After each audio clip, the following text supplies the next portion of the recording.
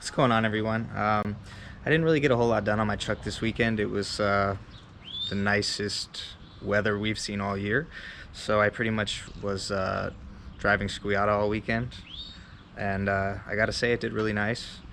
I didn't really run into any issues until late Sunday afternoon, and what started to happen was the bolts that attached the turbo to the manifold were starting to back out. And I actually completely lost one, and I was starting to hear a tiny exhaust leak. And only reason I know why, or that sounds so well, is from the wastegate breaking off a few times. But that's not happening anymore, and the downpipe's not cracking anymore either. I added a isolation dampener to it, and so basically what I'm doing now is I'm gonna pull the manifold off because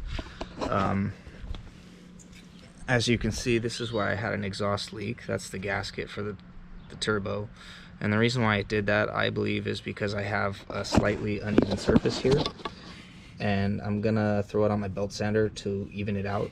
And I'm gonna do the face of this as well while we're at it, because I can always get like just a little bit of an exhaust gas smell while driving this car. So I'm pretty sure those are gonna be my two sources of my leaks. And then we'll get it all thrown back together. I had to order a new gasket, so it'll be a couple days on that, but yeah, should have it back together in a few days. All right, so I threw it on the belt sander real quick just to reveal the high spots so I could show you guys. And as you can see here, these edges are quite a bit higher than the areas here, particularly here where the gasket blew out. So there's a good chance that that, coupled with the bolts loosening, caused a good enough exhaust leak to just destroy the gasket. And all we have to do is run it on the bead, or the belt sander, I'm sorry, until it's completely flat. And I did do the backside a little bit too, because I noticed there appeared to be some exhaust gas escaping from certain ports, like there. In between these two seems to be the worst. And it's got a little bit of unevenness as well. That is a problem you're going to run into quite often when welding stainless. Even if you clamp it down best you can, you usually get some warpage. So we'll get these sanded flat, and hopefully that will solve all our problems. So it's pretty slow going with stainless. It's pretty hard metal, but we're making solid progress. We've almost got the gap on the top completely eliminated, and we're moving in on the lower portion there. I keep rotating between that flange and this flange, and we're making better progress on this guy, I would say. Looks like back here at port 6 we might have a little bit of an issue, but we'll keep grinding it and see how it turns out.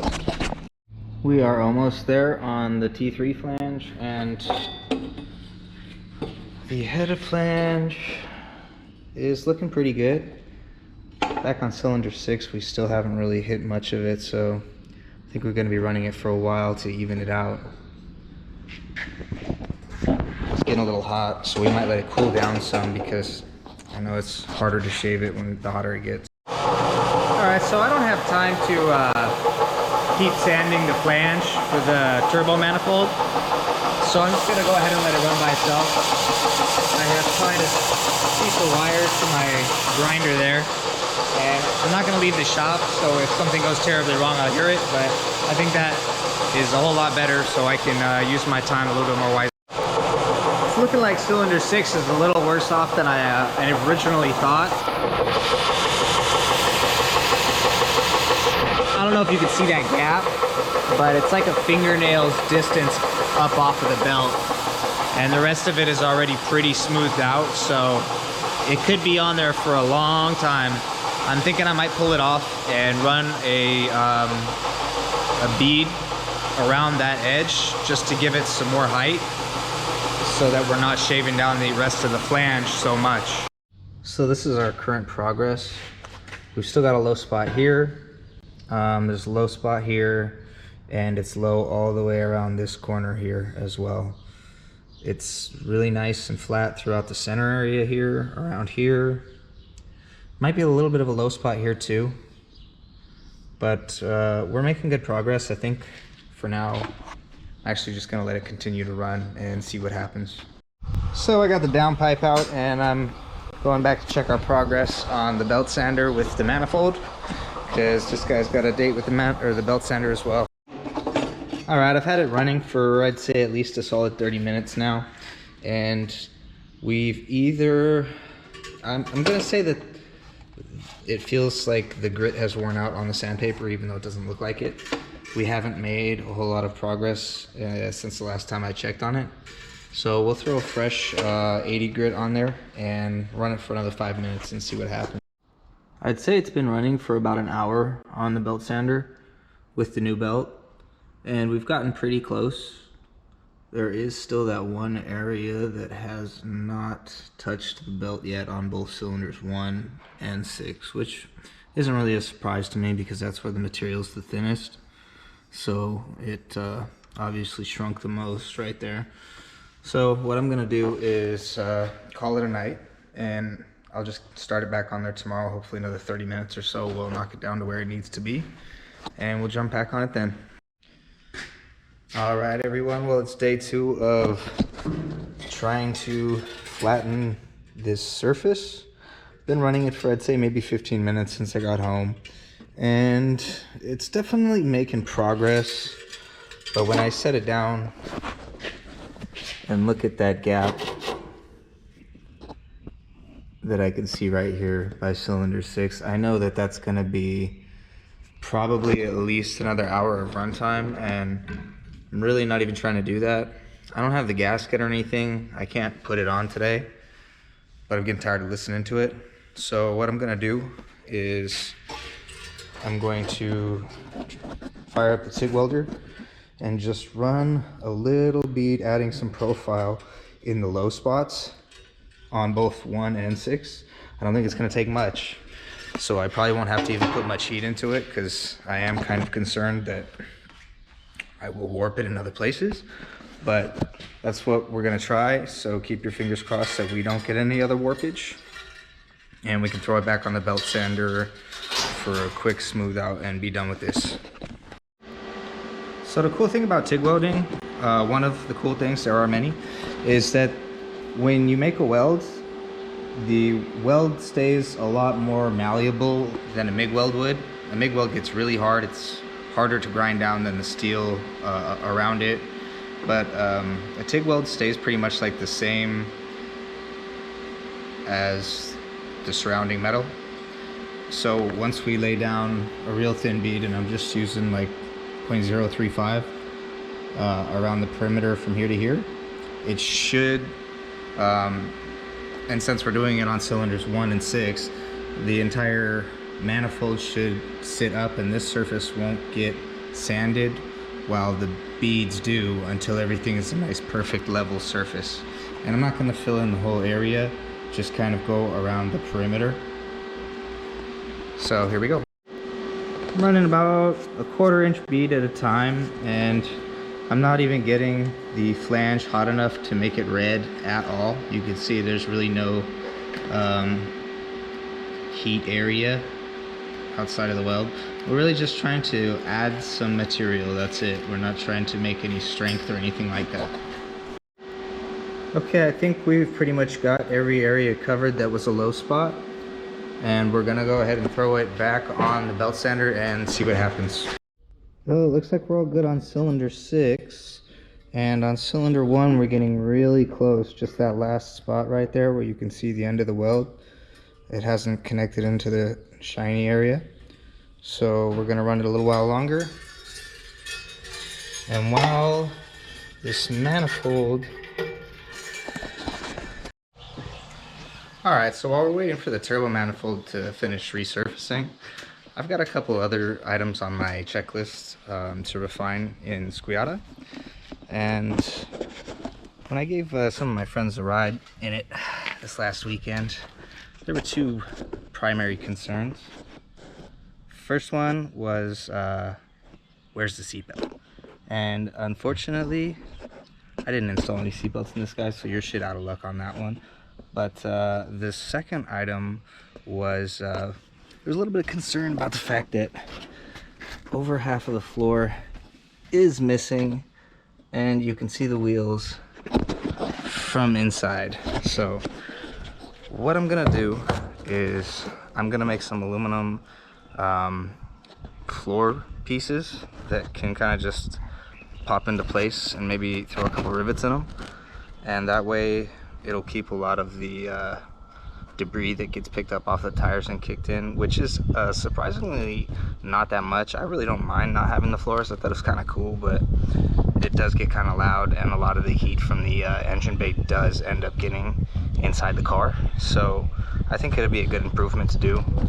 And I was gonna take some templates, but for the primary area along the bottom here, it's a pretty simple rectangle. It measures 8.5 inches wide by 55 inches long, and that's the same for both sides. So we'll go ahead and get those pieces made up first, and we'll work our way up from there. It's going to be a little bit of a challenge throughout this area. I think I may just run a piece flat on this and then connect from here to there. I was thinking about maybe making some pieces in the English wheel, but I think that is entirely too much effort for this car. It's really just a thrown together shit box, so I'm not planning to spend a whole lot of time making anything pretty on it. So let's get started with getting those first couple of pieces made up. All right, here's both of our floor pans templates. I left a 1/2 inch on each side for flanges, so our overall measurements is 56 and 9.5.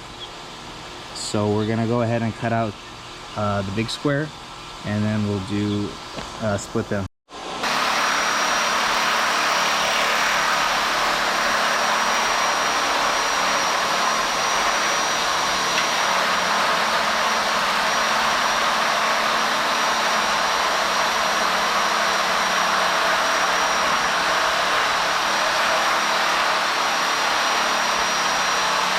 We got both our pieces cut, and we're ready to draw our template on here for where the flanges are gonna go.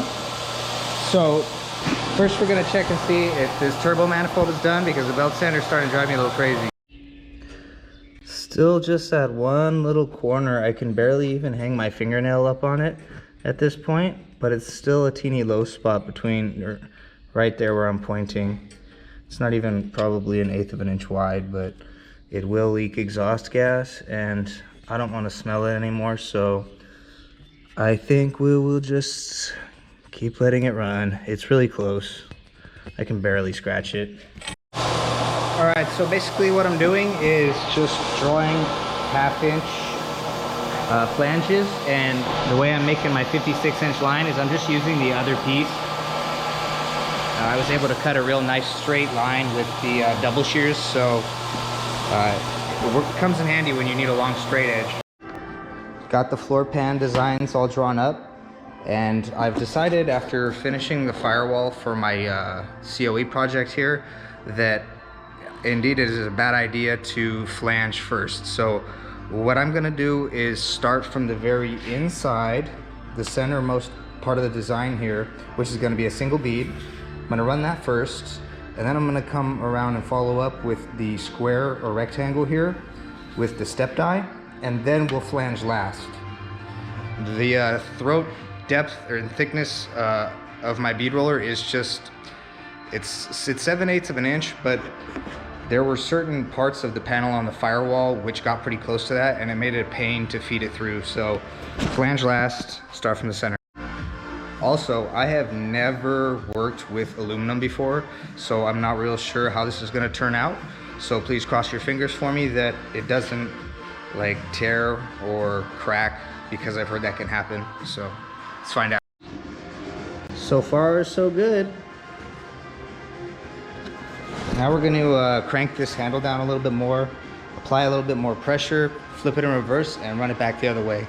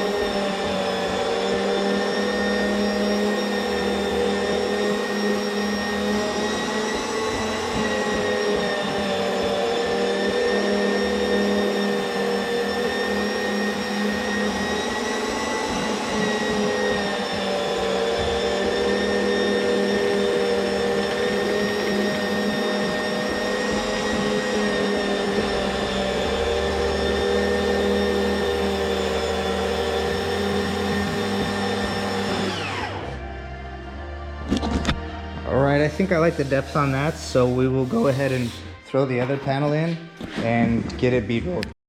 So a couple things to note before I move on to the next one. I don't know how well you can tell, but we did get a lot of warpage in this panel from running it. And it is fixable pretty easily. This stuff moves real easy by hand. But I have heard of a technique where you take your English wheel, which I have right there, and you roll the panels on the areas you're going to bead roll with I think a low crown wheel, and kind of create some stretch in the panel, and that'll remove a lot of this warpage from ever even happening. So I'm gonna have to give that a go. All right, I got my English wheel all hooked back up. I had to take the dies out anyways because it condensates in my shop really bad in the winter and they were starting to rust. So I had to save them. Anyways, what we're gonna do is take this second panel here and we will run up and down this line a few times in the center. We don't want to create a lot of stretching. I think just a teeny bit, and we'll see what happens. Maybe we'll just do a couple.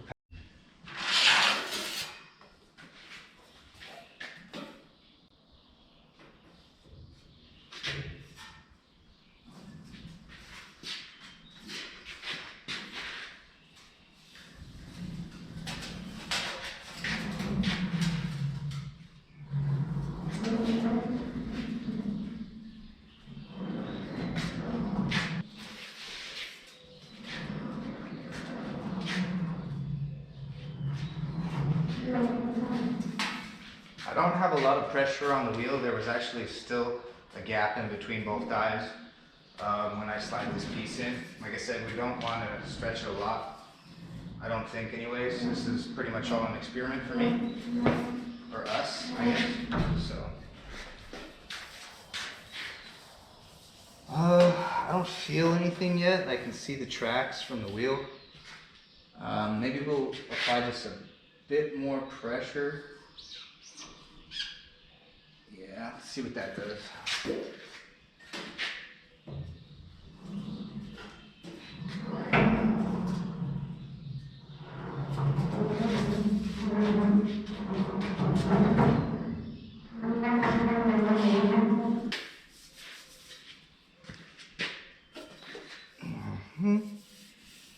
Still nothing real noticeable.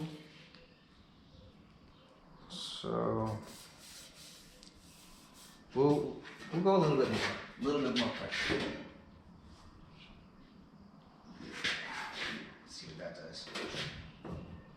And again, I don't know that you want to notice the stretching in the panel or not, but it seems like you would have to see some of it. Still nothing real noticeable as far as stretching goes, but you can definitely see the wheel marks. And like I said, I don't want to get too crazy with it. We'll roll the bead in this one, see how it compares to the first one as far as warpage goes, and we'll just play with it from there. We got a lot more panels to make, so. First pass is looking really solid, but it did on the first panel too, so I'm not gonna count my chickens before they hatch, as they say. Go ahead and crank the wheel down a little bit more and run it again.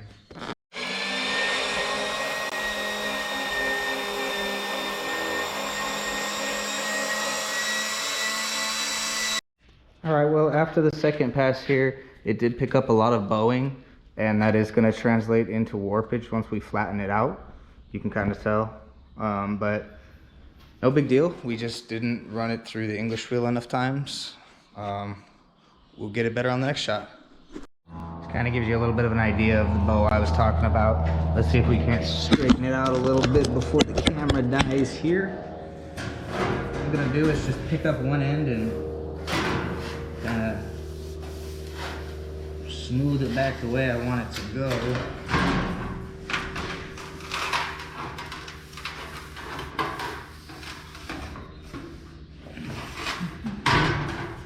Yeah, it's already looking a lot better.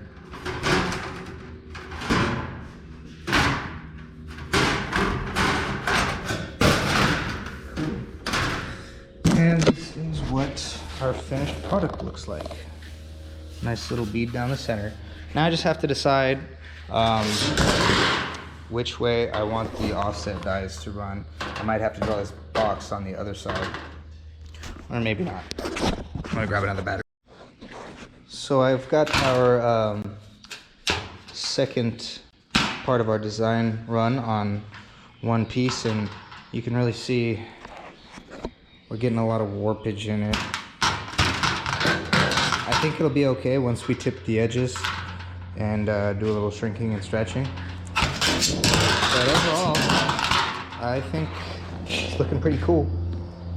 And it's definitely gonna make my car look a lot classier. I had to transfer my template for the tipped edges over to the other side because I want this to be on top so you can see it from inside the cab.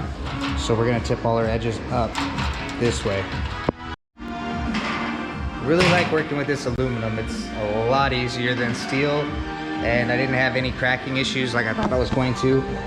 It came out pretty nice. It'll need a little shrinking and a little bit squaring of the edges here, but I think it's gonna look really good.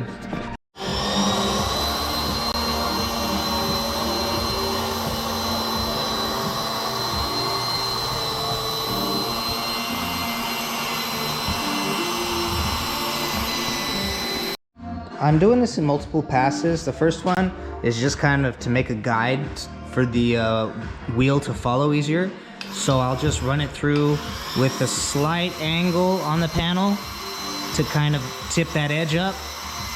And once you create the groove in the metal, the wheel will follow it a lot easier, and you can really torque on the panel a little bit in the upwards direction to get it to tip that flange all the way 90 degrees. You want to do it in multiple passes. I've been doing it in 3 to 4, but that doesn't quite get me to 90. I'm thinking I'm going to finish it out with the hammer. All right, we're to a point now where they're almost ready to test fit. I just have to cut out a couple of notches for seat mount, and I believe the battery mounts, and one other thing maybe, I'm not sure. I'll have to go double check, but check out how these came out. I'm super pleased with it, and like I said before, I really like working with this aluminum, so I'm gonna start doing that as much as possible. Let's go get these things thrown in the car. We finally are there with the surface of the exhaust manifold, all shiny metal connecting around every port, so this is good to go. And we are test fitting the floor pans. Let's go check it out. All right, so I have to notch the driver's side here in 1, 2, 3 places, and the passenger side will have to be notched in 4 because there is a pedestal for the battery tray. And the way I'm determining where the notches go is just trying to get the panel lined up as closely as I can and just tracing out where the tube is going to intersect. And I'll take a piece of 1 3/4 tubing, which is what this is, set it on here, measure off of the flat surface how far out this tube comes, and that should give us a pretty accurate cut. Let's see how it works out. Measurement for the frontmost tube was 2 inches off the flat surface here, so I just took my 1 3/4, put it at my 2 inch mark, and traced it out. Now we'll go ahead and grab the shears and trim this out, and we can move on to the next one, which will be the seat mount, and then we have the third cage mount. Got the back notched, got the front notched, so now all I gotta do is figure out where that guy intersects the panel and notch it out. I'm not gonna cut it out the whole length of that mount, just the 1 3/4 tube, because the way this will be installed would be putting this side in first and then setting this side down last. Well, I pictured this working out a lot better in my head.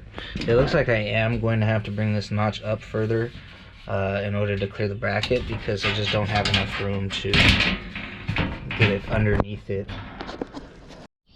Hey everybody, so I got the floors installed, at least the first piece on both sides, and it came out pretty great. I'm real happy with the way it looks. There are some small gaps around the tube work, but I'm not gonna worry about it too much. And the next step we're going to take is to create a panel that basically contours with the firewall here and just goes up and connects on over to the A-pillar area, I guess you could call that. And so the first thing we're going to do is, of course, grab a tape measure and the paper template. All right, I got my tape measure and I got my paper. So the first thing I'm going to do is take my tape measure. Let's see if we got a good angle here. Take my tape measure and pretty much just measure from the highest point I want it to go up on the firewall. A little bit on this one, and just follow the firewall down to the floor and try to get a good measurement. Oops. Okay, it's not easy. And okay, so it looks like I would be good with about let's call it, if the piece was maybe 26 inches, I think should be okay. It's always, if you're unsure, the safe bet to leave a little extra meat on there because you can always trim it. And we're gonna need probably a 1/2 inch flange down here, and we'll need a flange on this side as well. This one is just gonna overlap and we'll just rivet it together with the firewall, so we won't need a flange there, but we will probably leave an inch just so it can overlap. And the top will need about a 1/2 inch flange as well. So we will just go ahead and call it, let me add all that up real quick. The basic size is going to be 24 by 10, and we're going to trim it from there to make it fit real nice. So let's get to, I've been at it for a little bit now, and this is basically where we're at.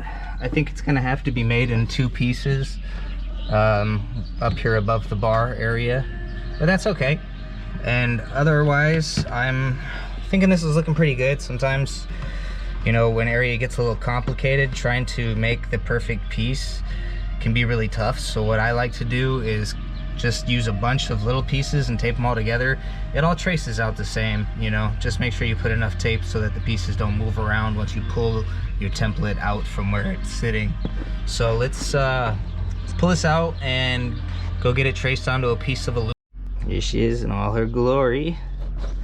This is where we're at so far with our kick panel piece. It still needs some adjustments, so I grabbed my Sharpie so I can go ahead and mark where it needs to be trimmed. It's like totally right here around this body mount. It's gonna need a trim. Might just go all the way to the side. All right, after I trim this area right here, we're starting to look a lot better. It looks like we'll have to take a little bit off in this area because it is binding and it's maxed out on that side. So probably trim a little here and it should seat into place even better, but it's looking real good. Check it out. Well, I got it all trimmed up and screwed in. I will replace the screws with rivets. I just used them basically to secure it for now, and it's a pretty good fit, you know. I'm super happy with it. So let's jump over to the driver's side now and get that one done. Fresh out of the cutters, and we've got a pretty close fit. Just a couple areas to trim, and I've marked them. It's interfering with the hardware that attaches the steering column and the brake pedal assembly, and it's a little tight down here. So we'll go trim those up and we should be in good shape. Got the driver's side here done. It's a little bit well, it's not too bad, but I did accidentally make the holes a little bit big. Probably was rushing it, but it's gonna keep a good portion of the heat out and all the engine smells and hopefully some wind. So I'm gonna go drive it now and find out what we did. Hey everyone, so I continued working on adding panels for the flooring this morning before I went for a little cruise down to Monterey, and this is what I came up with to cover the rear wheels. It's a real simple design. I think it took me maybe an hour and a half to make both sides, and I'm really happy with the way it looks. It also does its job really well. One problem that I did have I attached the panel to both the Miata chassis and the Ford chassis with screws temporarily, and then what ended up happening was, I guess the chassis flexes so much from the body that one of my beads completely split down the edge and turned into a louver. So I'm gonna have to weld that back up. And I went ahead and took the screws off of the body. I drove it around that way. It doesn't squeak a lot, so I'll probably just leave it that way. But right now I'm working on creating a panel that covers this area and the panel that covers this area, and they're going to intersect, and then all we'll have left to worry about is the corners. So I've got my pieces cut out, and now I'm just gonna grab a piece of poster board to figure out where the tube notches need to go. All right, so the first step I've done is to cut a piece of poster board to the same width as the piece of aluminum that I'm going to install there. And my poster board isn't wide enough to match the panel, but that's okay. I just made sure to center it on the tubes that it's intersecting, and we'll just center it on the aluminum and it'll pick up the slack just like that.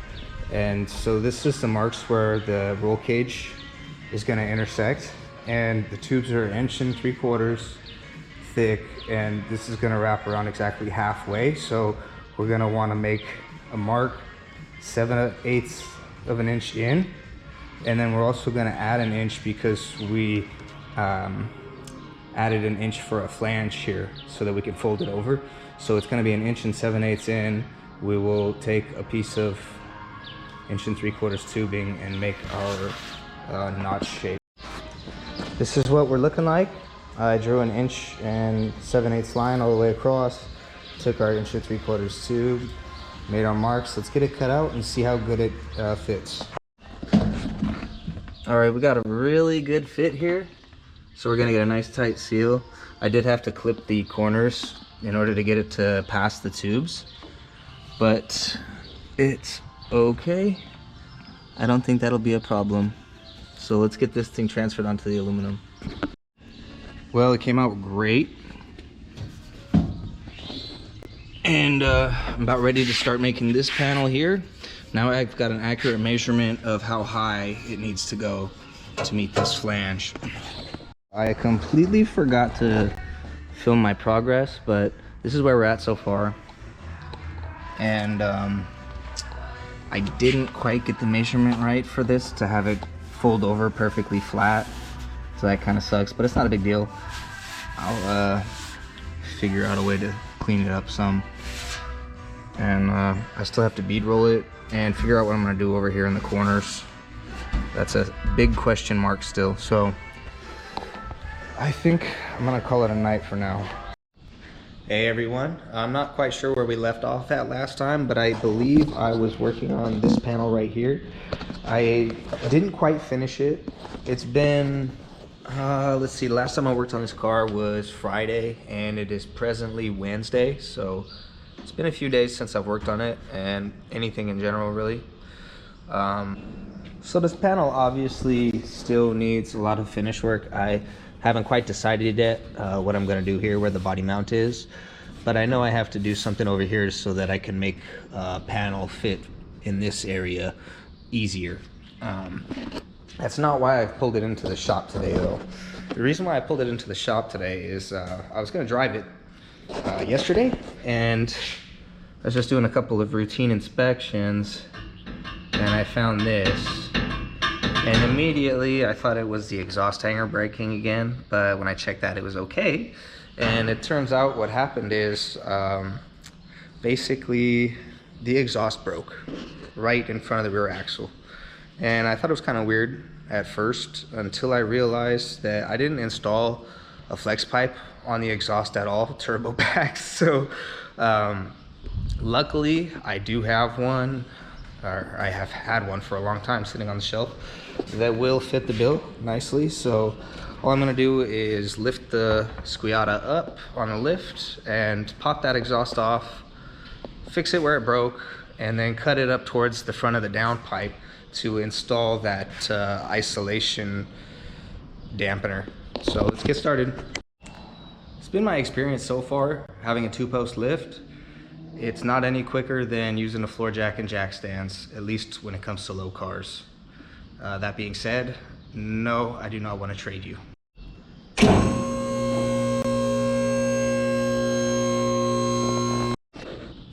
Look at that beautiful brake. Alright, well, let's get it disassembled and cleaned up. Pretty easy fix. We're back in business. Got her all welded up. It's not the most beautiful, but it was pretty filthy. And I got a flex pipe installed, so hopefully this solves all our problems. Only time will tell. Now we can drop it back on the floor and finish the floor.